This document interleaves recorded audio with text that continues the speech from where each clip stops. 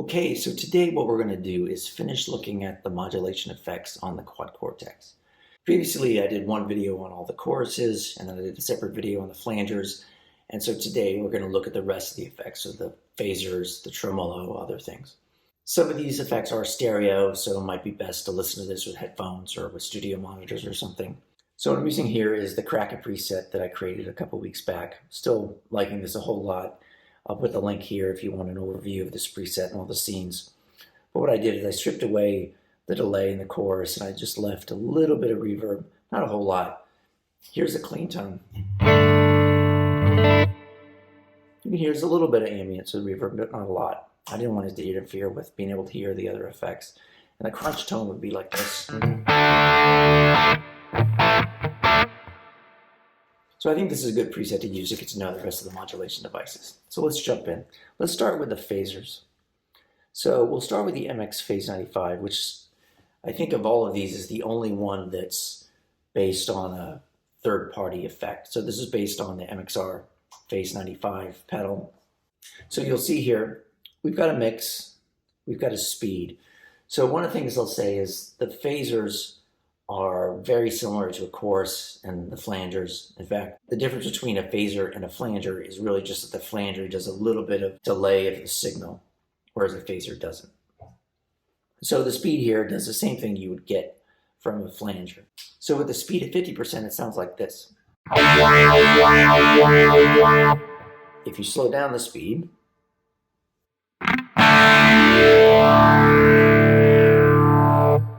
and obviously you crank it up, it gets pretty extreme.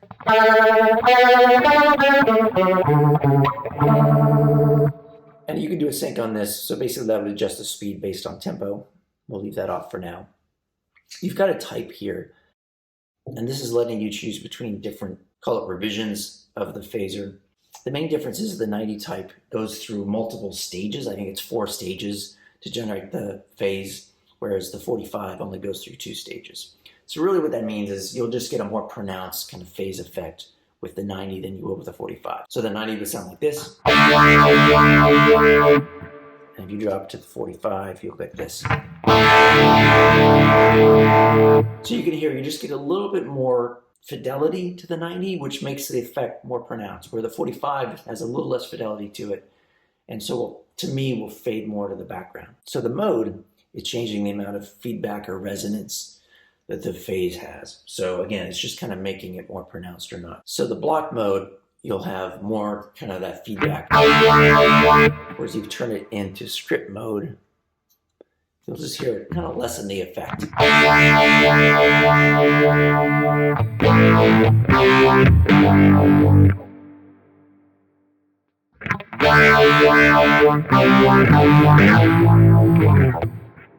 So this is just a good core phaser if you just want to go after kind of the typical old school effect. If we switch over to the quad cortex phaser, you can see here we get more controls. So we still have our mix, we have our speed, we have our depth. So again, those work a lot like they do on a flanger. You've got your sync if you want to use the tempo. You've got width to make it a more of a stereo effect. So if I hit it without the width, if I turn up the width, you'll just hear there's more of a right-left stereo effect.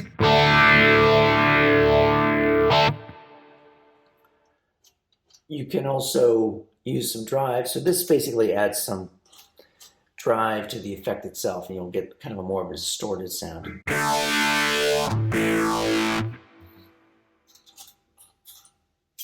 Depth is, again, just like it would on a chorus or flanger.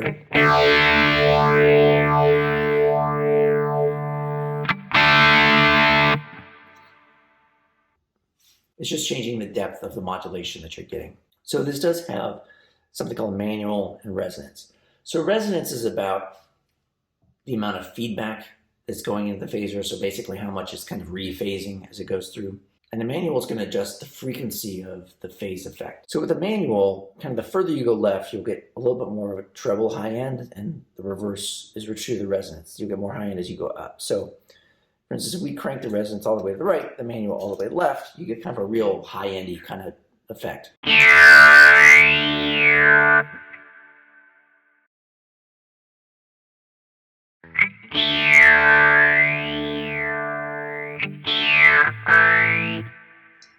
clip clipping.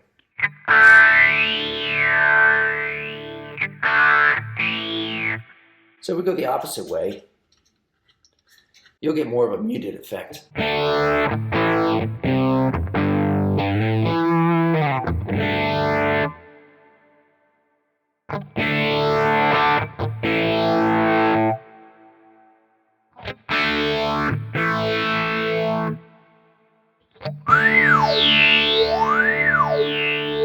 You can hear that resonance. You're getting that more of that high-end kind of synthesizer sound to it.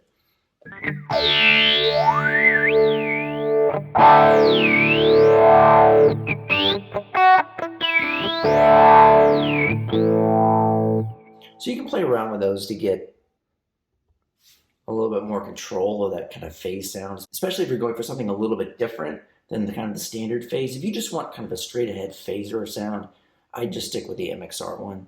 This one just lets you get maybe something a little unique, something unusual. So let's go into the Rotary next. So in the physical world, a Rotary is a set of speakers. So it's kind of like, it's not so much like a guitar cabinet speaker, it's more like a PA speaker. So you have some kind of larger woofer speaker that handles the low end, and then you have some horn speakers that do the treble. And what the Rotary is doing is it's spinning those speakers with a mic in front of them, and you're getting that kind of Rotary effect. So what you have here then is you have two different modes. There's a slow and fast, and you can set the speed for each, the slow speed and the fast speed. And so the fast speed doesn't do anything while you're in slow mode, and vice versa. Slow speed doesn't do anything while you're in fast. And of course, you can also set the sync to the tempo if you want as well. There, you're just setting the slow note and the fast note. So the acceleration, part of the effect is your ability to transition from the slow speed to the fast speed. So if we're going on the slow speed like this, kind of pulsing, that's the speed. If we switch it to the fast,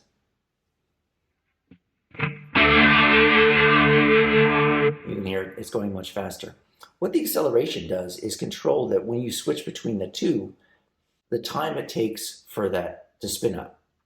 So, you know, a real world Rotary, the mechanical mechanism takes a second to start spinning up to speed when you go from slow to fast. And so this allows you to control that. So if you set it to 100%, when you switch from slow to fast or fast to slow, you're getting kind of an immediate effect.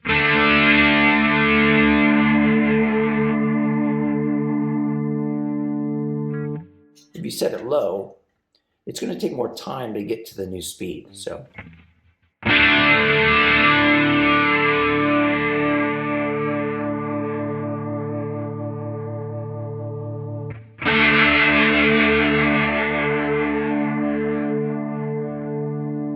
you can hear it's a gradual change in the speed rather than that kind of immediate change. So that allows you to control that. And a lot of times what you might want to do is attach this effect to, say, an expression pedal or some kind of external pedal. Or maybe you can set it as part of a scene so you can switch between those, because you might want that effect of it speeding up or slowing down and getting that effect. The speaker balance allows you to set the balance between, again, the high-end horn speakers or the low-end kind of woofer.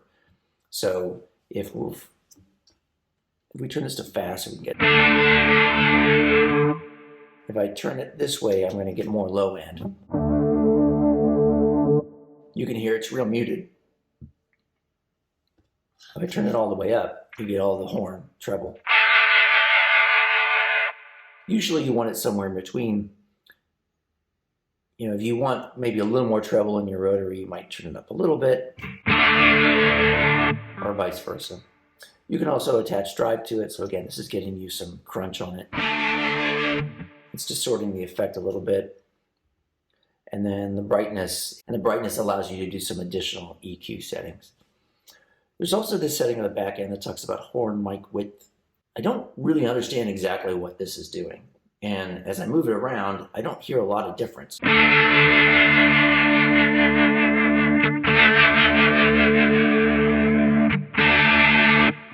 There's really not much difference there. Obviously, it's supposed to be affecting the simulated mic that's on the treble, the horn, but I don't hear much difference as I move it around. So I just kind of leave that be and don't worry about it, would be my advice. Let's go to the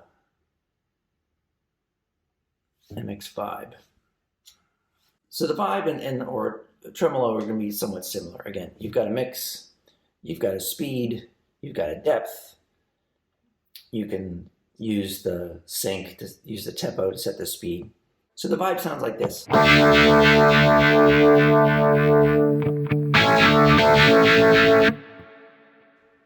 And you can slow the speed, you can increase the depth.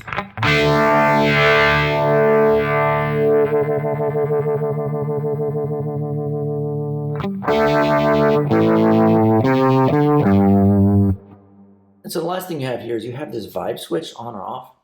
Basically what that's doing is skipping the mix control. And it's just kind of taking the vibe to 11, so to speak. So I hit a chord like this.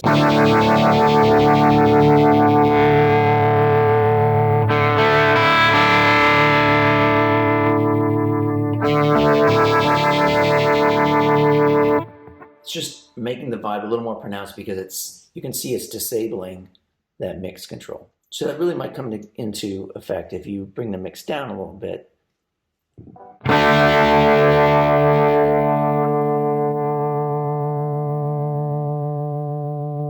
There you can really hear the difference because you're going from 50% mix to like 110% or something. So that's the MX5. Let's look at the vibrato down here. So again here, you've got your rate, you can do a sync to tempo, you've got depth, you've got width, again that's our stereo spread. And then you've got an interesting control here, this LFO active and a fade in and fade out. So what that's doing is it's allowing you to control turning the vibrato on and fading the effect in or fading it out. So one way to do that would be via scenes. So let's go, we're going to go to scene F and we're going to turn this on. And we will turn it off on scene F, and on scene G, it's on. So if I hit it like this, you can hear the vibrato's on. But when I switch from G to F, what you're going to hear is, because you turn the LFO off, the vibrato is going to slowly fade out. And the amount of time it takes to fade out is based on this fade out. So I turn that up to 5,000, say, all the way to the top.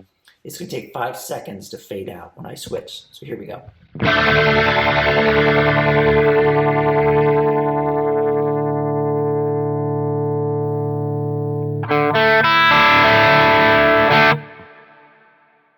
So you can hear it's faded out over that 5 seconds. And then once it fades out, the effect's off.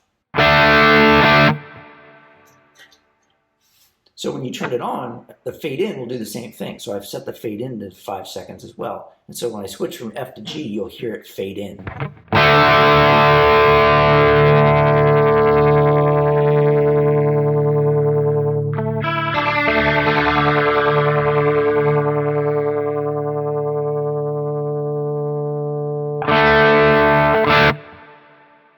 And so this is really cool. So you can be playing a song and then you can hit a chord like that, and then you can fade in the effect or fade it out. And you can control it that way. So I did it by attaching this to a scene and turning it on or off that way.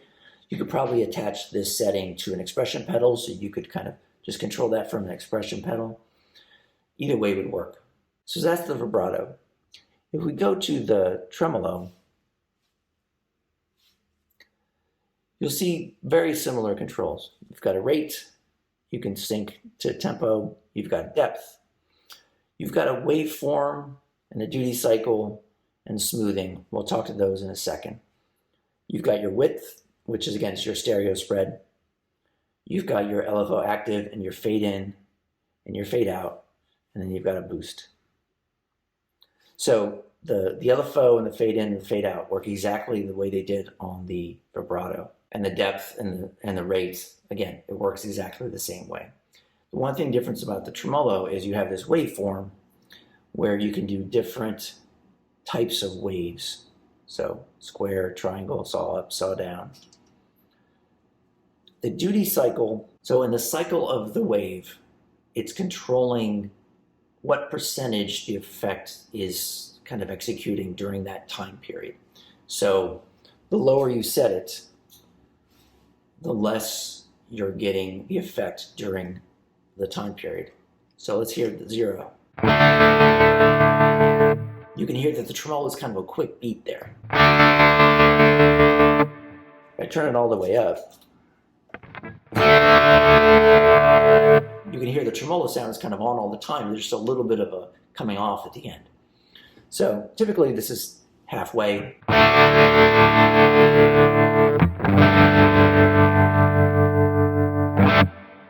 But you can change the character of it that way. Smoothing is going to do what you think it says. It's going to smooth out the waveform. So with the sine, I don't think the smoothing is going to make much of an effect. So here's a 0%, 100%. So you can hear that's pretty much the same because the sine wave is pretty smooth on its own. But if you were to switch, say, to a saw on, you'd hear a big difference. So here's the saw on with no smoothing. You can hear it's kind of a very sharp edge to it, right? If we smooth it out, it's almost making the saw sound a little bit like the sine, right? So you can use that just to tweak it a little bit. I would leave it off. I don't typically use anything but the sine wave, but you can play around with those, just like those same controls on some of the flangers. And like I said, the LFO active and the fade in and the fade outs work exactly like they did on the one we just did, the vibrato. They allow you to kind of fade in the effect or fade out the effect. And then the boost, again, is doing what you think it's going to do.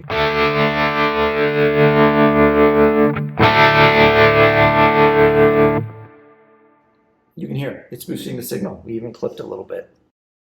So that's all the modulation effects on the Quad Cortex. I know that I've had to learn a lot about all the ins and outs of these controls just making these videos. So it's been helpful for me. I hope it was helpful for you. Let me know if you have any questions in the comments down below. And thanks for watching.